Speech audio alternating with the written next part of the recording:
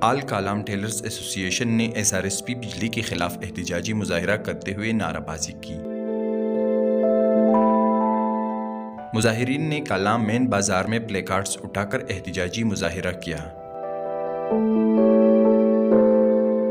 مظاہرین نے نیم سرکاری تنظیم SRSP کے خلاف کارروائی کا مطالبہ کرتے ہوئے کہا کہ SRSP کے زیر انتظام چلنے والی بجلی کی تمام منصوبے ناکام ہو چکے ہیں اور مبینہ طور پر اس میں کرپشن کی گئی ہے۔